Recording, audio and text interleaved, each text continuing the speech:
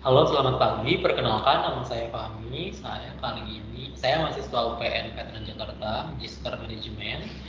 Kali ini saya akan mempresentasikan mata kuliah e-marketing dengan judul Digital Marketing Strategi untuk Coca-Cola.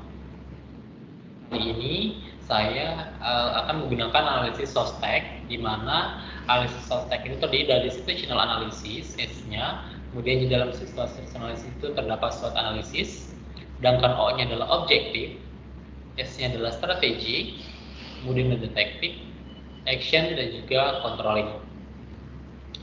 Nah, yang pertama adalah situational analysis. Nah, seperti yang kita ketahui bahwa perusahaan Coca-Cola adalah perusahaan terbesar di dunia. Coca-Cola juga adalah pemegang lisensi lebih dari 500 merek beverage dan juga adalah perusahaan satu-satunya perusahaan yang mengiklankan produknya terbesar di industri makanan. Sedangkan untuk segmentasi geografisnya, Coca-Cola sendiri didistribusikan produknya di seluruh dunia, terutama di perkotaan dan juga pinggiran kota. Kemudian juga untuk demografisnya, Coca-Cola menitik beratkan untuk usia 13 tahun ke atas. Kemudian juga young generation, kelompok versus individual. Untuk segmen perilakunya, Coca-Cola menitik beratkan sesuai dengan kebutuhan dari pelanggannya. Sedangkan untuk psikografisnya, Coca-Cola menitik beratkan terhadap gaya hidup dan juga kepribadian dari setiap pelanggannya. Dalam analisis SOSTEK tentunya ada SWOT analisis yang digunakan untuk mengetahui strategi yang akan digunakan oleh perusahaan. Untuk strength-nya sendiri ataupun dari kekuatan Coca-Cola itu sendiri, di mana Coca-Cola adalah perusahaan terbesar dengan market share dan juga advertising yang tinggi di dunia. Nah, sedangkan yang lainnya adalah Coca-Cola memiliki produk lain dengan 80 produk yang berbeda. Sedangkan untuk weakness-nya adalah Coca-Cola memiliki kompetitor, yakni rivalnya adalah Pepsi. Selain itu untuk weakness-nya adalah Coca-Cola belum terdiversifikasi yang cukup seperti halnya Pepsi, di mana Pepsi sudah melakukan jangkauan lain ataupun jangkauan produk lain seperti segmen snack ataupun makanan ringan. Untuk opportunity-nya ataupun peluangnya, Coca-Cola bisa terdiversifikasi dan juga tumbuh dan berkembang dengan produk lain selain produk minuman. Nah, sedangkan untuk fit-nya, ancamannya adalah Coca-Cola memiliki kompetitor tadi adalah rivalnya Pepsi. Ketika pesaingnya mumpuni, otomatis market share-nya akan rendah. Maka dari itu Coca-Cola harus melakukan sesuatu untuk menjaga pelanggannya agar tidak berpaling ke kompetitor lain. Sedangkan dalam SOSTEK, O-nya adalah objektif, isinya ada dua, awareness dan juga judgment. Awareness-nya sendiri adalah menciptakan kesadaran perusahaan dan produknya. Kemudian juga Coca-Cola menginformasikan dan mengedukasi setiap produknya ataupun iklan yang mereka berikan pada pelanggannya, dan juga mendorong pelanggan agar suka terhadap produk yang dikeluarkan oleh Coca-Cola daripada produk para pesaingnya. Nah, terakhir dalam mendorong uji coba produk di antara pelanggan baru yang potensial. Selanjutnya, objektifnya adalah engagement-nya, meningkatkan penjualan jangka pendek dengan cara merangsang tindakan. Selain itu, Coca-Cola meningkatkan pertumbuhan berkelanjutan untuk dapat beroperasi secara efisien di masa depan.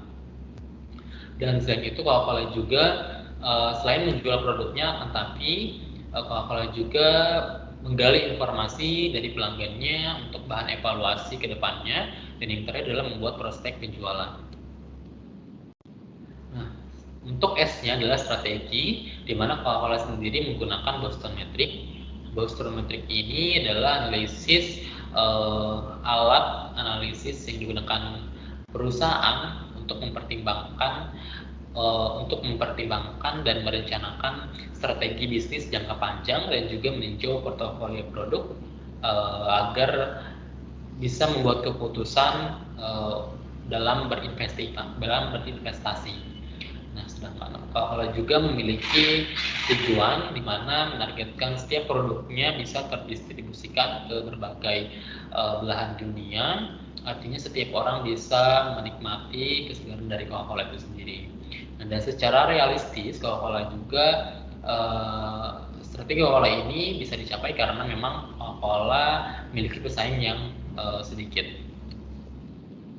Untuk tekniknya ataupun taktiknya, di mana Coca-Cola bekerjasama dengan pelanggan dengan menjual produk mereka seperti modern trade, kemudian general trade ataupun MIC.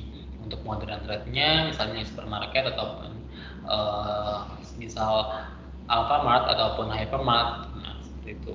Nah, sedangkan untuk MIC-nya ada restoran dan general trade-nya seperti toko-toko kelontong. Nah, selain itu Coca-Cola juga ada yang namanya layanan siap antar. Layanan siap antar ini bisa digunakan bagi para masyarakat yang memang enggan untuk keluar rumah tapi ingin menikmati kesegaran dari Coca-Cola itu sendiri. Bisa menghubungi layanan siap antar yang sudah diinformasikan oleh Coca-Cola itu sendiri. Nah, selain itu Coca-Cola juga bekerja sama dengan perusahaan startup seperti halnya Haypress, kemudian juga Shopee, kemudian ada Gapma. Bisa para masyarakat sudah bisa mendapatkan Coca-Cola di aplikasi-aplikasi yang masyarakat punya. Selanjutnya Coca-Cola juga mengadvertising di seluruh dunia dan juga melakukan campaign. Sedangkan untuk tiga kanal digital ini adalah kanal digital yang digunakan oleh Coca-Cola itu sendiri. Untuk actionnya, Coca-Cola mengiklankan lebih banyak produknya itu ke seluruh dunia, kemudian juga meningkatkan setiap kualitas dan kuantitas iklannya, dan selanjutnya adalah terlaksananya campaign dari Coca-Cola itu sendiri. Campaign yang pertama adalah love story-nya, di mana di tahun 2017 Coca-Cola mengeluarkan iklan sepasang buah botol minum Coca-Cola, di mana botol tersebut hasil dari daur ulang. Nah, artinya Coca-Cola tidak hanya mengeluarkan produknya saja dan menjualnya ke masyarakat, tapi juga Coca-Cola peduli terhadap lingkungan.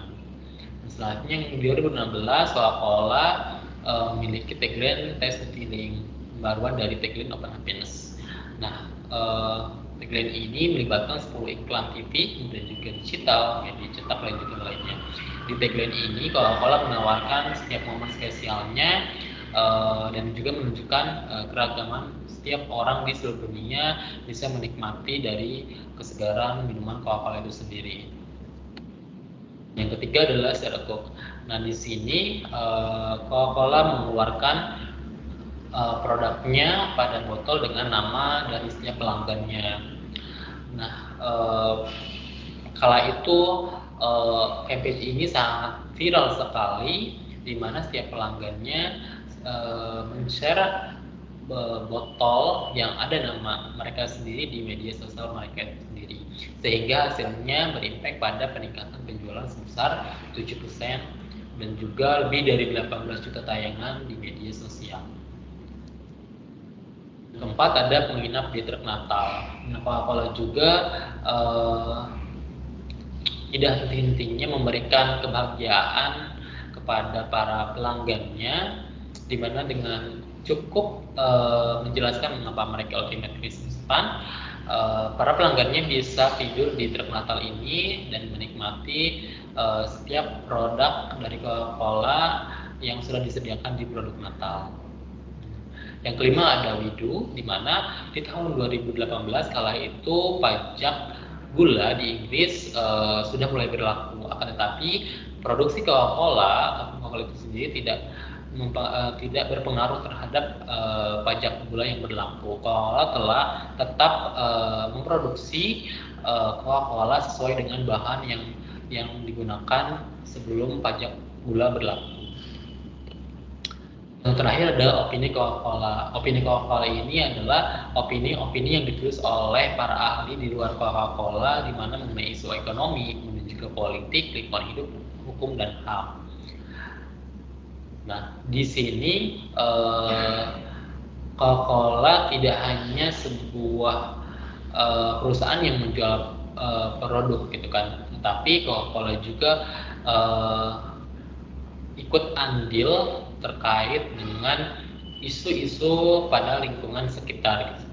Artinya dengan begitu para masyarakat akan sadar, meningkatkan kesadaran masyarakat gitu, bahwa Coca-Cola peduli terhadap isu lingkungan sekitar. Yang terakhir dalam analisis tech ada C ataupun controlling. Nah, untuk controlling ini tentunya Coca-Cola juga meninjau dan menilai setiap strategi yang digunakan untuk bisnis mereka itu sendiri, sehingga mereka dapat melakukan perbaikan-perbaikan ke depannya, dan juga mereka dapat mengevaluasi posisi kompetitif mereka. Berikut adalah presentasi dari saya. Selamat pagi.